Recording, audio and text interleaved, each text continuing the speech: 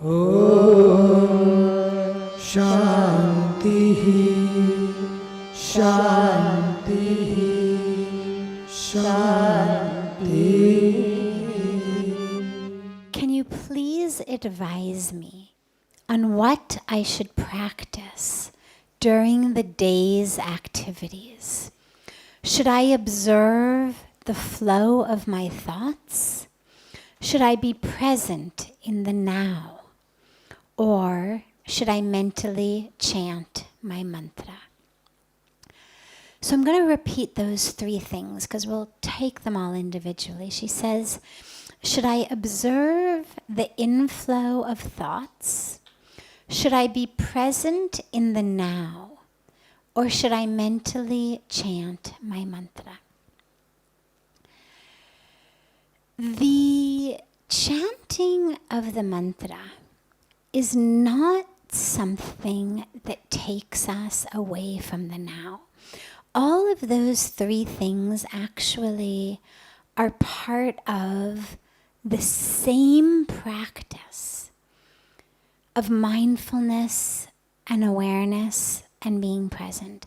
They only seem like they're different. So for most of us, if we say, okay, be present here in the now. Don't chant your mantra. Just don't watch your breath. Don't do the things that you might do with your meditation if you were trying to not have thoughts, but just be present.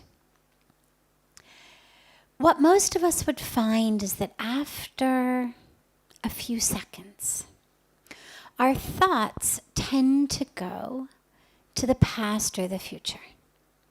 Whether it's 50 years ago or 5 minutes ago or 50 years down the line or 5 minutes down the line, either way, that's where our mind tends to be.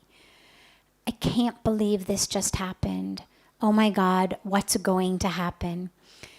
That was a really nice evening. What's for dinner? Can't believe I said that. What is he going to say? So we fluctuate on this seesaw back and forth between past and future. And some of it is distant past.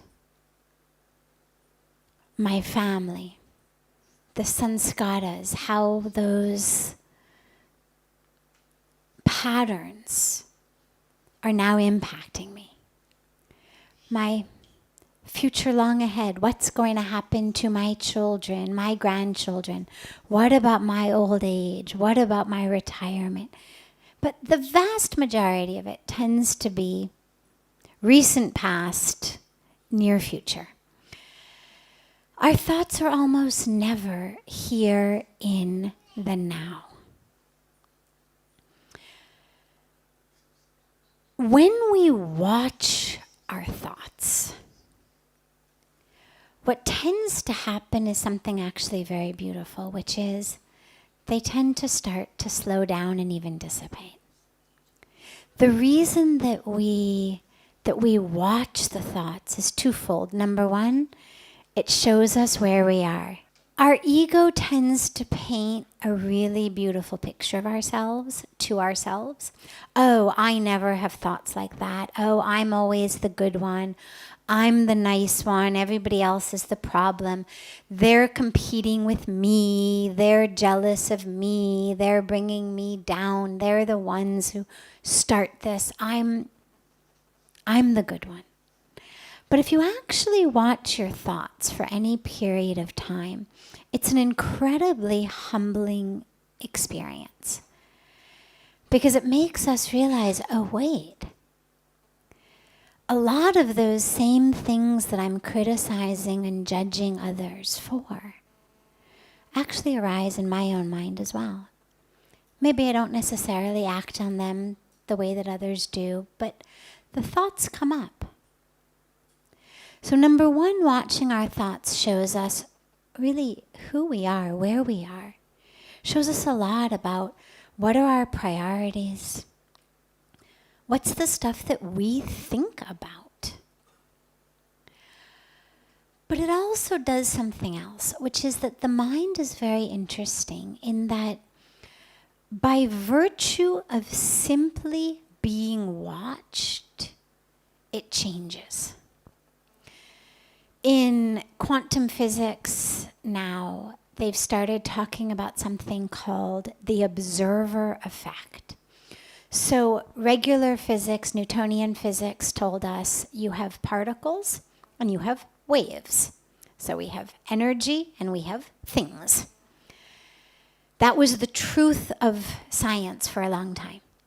Then quantum physics came up and started saying, well, actually it's not so cut and dry. Actually, sometimes particles become waves or act like waves, and sometimes waves become or act like particles.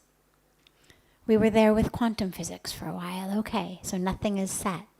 Now quantum physics has gone a step further and has said, actually, there's this thing we're going to call the observer effect, which means whether it's a particle or a wave is determined in large part, not exclusively, but in large part, by who's looking.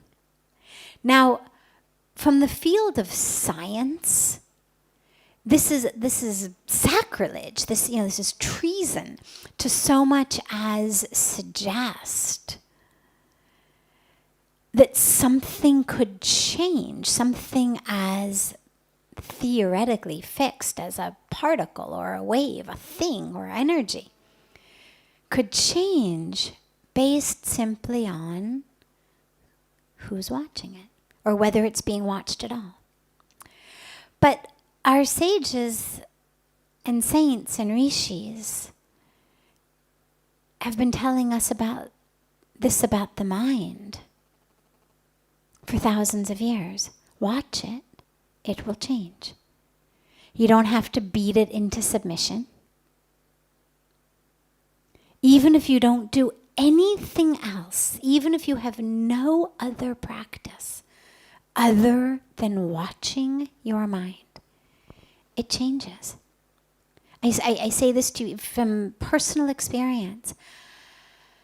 When I first started trying to do that, it was incredible because I had not been in India for very long. I didn't have a very in-depth or strong spiritual practice. But I developed a technique, a practice of literally just turning my attention upwards.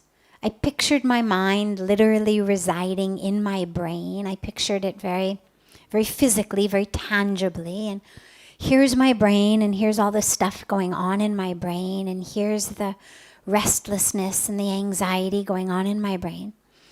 And then I took my attention and I literally shifted it up, as though my eyes were rolling up in my own head to watch my own brain. And what I discovered, even without any practice, is watching your thoughts changes them. Suddenly, that which is frenetic slows down. The stuff that's real, the stuff that needs to be looked at and addressed, it stays. But it allows itself to be seen so that you know what it is. But the stuff that's just the nonsense, the monkey mind, that just jumps around absolutely aimlessly with no point, nothing to analyze, nothing to look at, nothing to learn from, but that just literally, oh, this, oh, okay, oh, pink wire, oh, metal glass, oh, camera, oh, chair, oh, couch, oh, people, and that literally just does that. That stops. It's almost like kids who are tearing up the living room and the mother walks in. She doesn't have to say anything or do anything. She just has to open the door to the living room. And where 5 seconds earlier there had been pillow fights and jumping on couches and throwing things, suddenly, in the instant that the door opened and Mom's body filled the door frame, suddenly all of that immediately stopped. Immediately.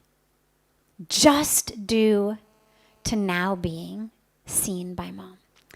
And I share this because when we talk about watching the thoughts, it's not the same as watching a TV show or watching a movie or even watching clouds go. When you think about watching like that, if I say to you, watch my finger, right? So what are we going to do? We're all going to watch my finger. I mean, if I say watch my finger, that's what you're going to do. You're going to follow it wherever it goes. When we talk about watching the thoughts, though, it's actually not exactly the right terminology, even though it's what's used frequently. Because we're not suggesting hook your attention into your thought and follow it and just see where it wants to go and then it becomes something.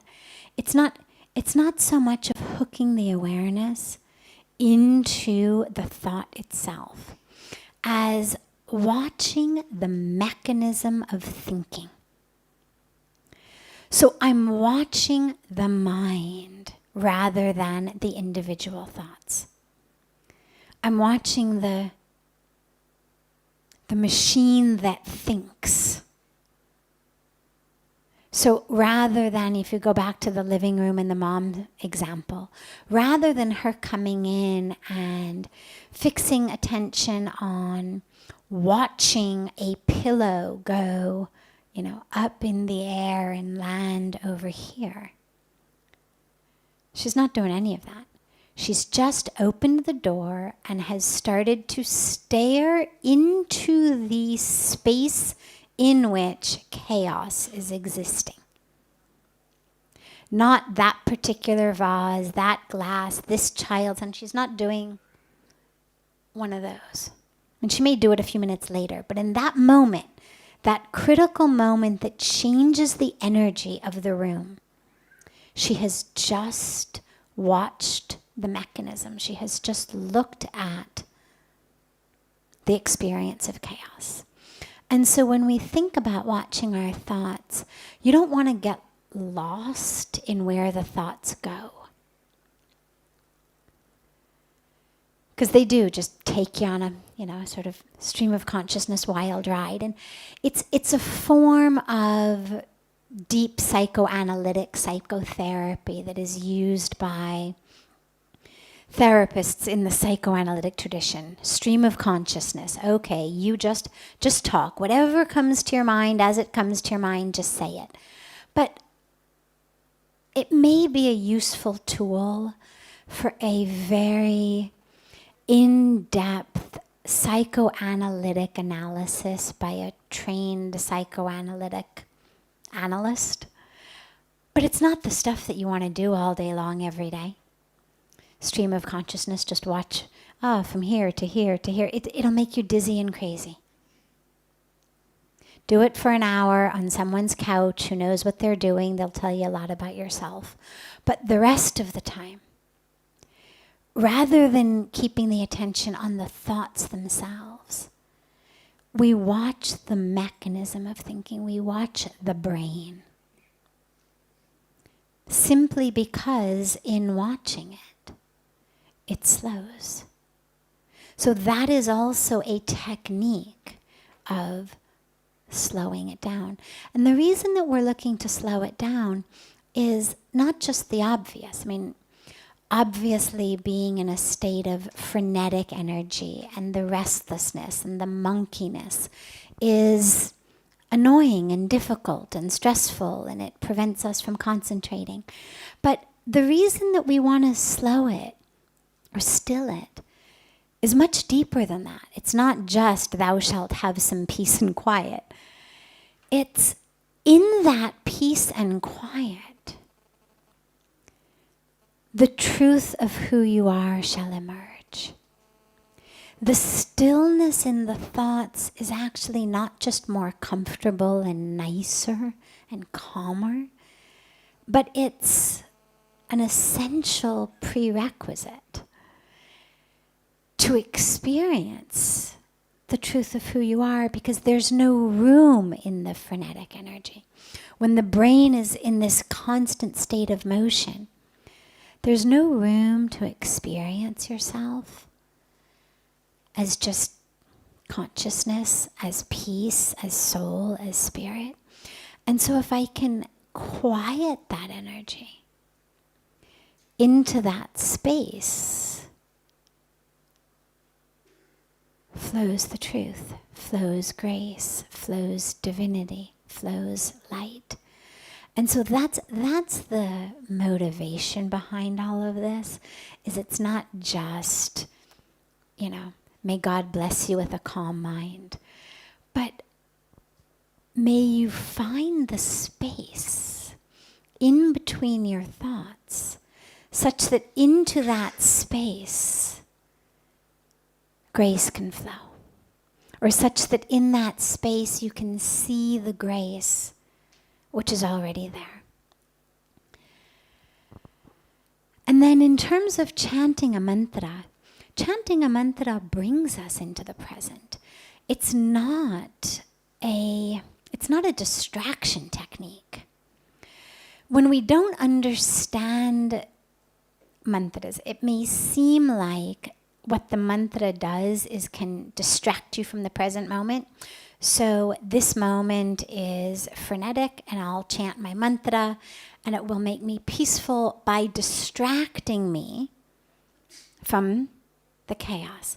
That's not exactly how it works. I mean, that may be a byproduct or a side benefit that, if you're focused on the mantra, you're not quite so focused on the gossip or the chatting or the negativity or the criticism or the, whatever it is that may be going on around that you're not interested in listening to. But really what the mantra does is it anchors us so deeply in the core of ourselves, in the truth, in that divine state, that we are able to be in the now. It brings us back. It's not taking us from here to someplace else. It's taking us right here, just not the here in the nonsense of the stuff that's taking place around me, but the here of who I am in the midst of whatever it is that may be taking place around me. And so the mantra really serves as a life preserver. I mean, for me, on a personal level, I use my mantra as a life preserver to carry me out of times when I feel like I'm drowning in my own mind. I mean, I use it other times as well. I try to do it as much as I can, but I actively reach for it. At times when I feel like I'm not in the now, at times when I feel like I'm drowning in the habit of past, future, the habit of the stress of that which isn't real. And what the mantra does is not take me away from it, but bring me straight back into who I am, literally keeping me afloat to be able to see rather than drowning. And all of that takes place in the self. There's nothing outside that drowns us. It's our reaction to what goes on outside. We may think, oh, these people, oh, this situation, it's killing me. I need to, use my mantra to get away from it. But if we look a little more subtly, what we find is that which I'm drowning in is not so much that which is going on outside, but how I'm responding internally to that which is going on. And it's that I feel like I'm drowning in. And so what my mantra does is it gets me out of that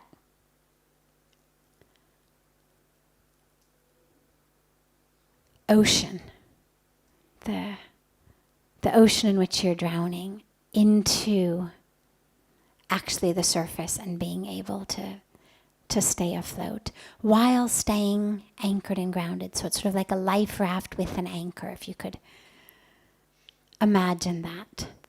So it's not a life raft that you sail away on, but a life raft that keeps you afloat with an anchor that keeps you grounded. And so to the questioner, I would say, do all three. Allow the mantra to be going in your mind as much as you can. Allow it to ground you, center you, anchor you, keep you afloat. Watch the mind. If you get good at it, you can watch the mind chanting your mantra. Because if you're chanting still and you haven't gotten carried away by thoughts and you're watching your mind, well, what's your mind doing? It's chanting the mantra. Can you watch it do that? And that will bring you into the now.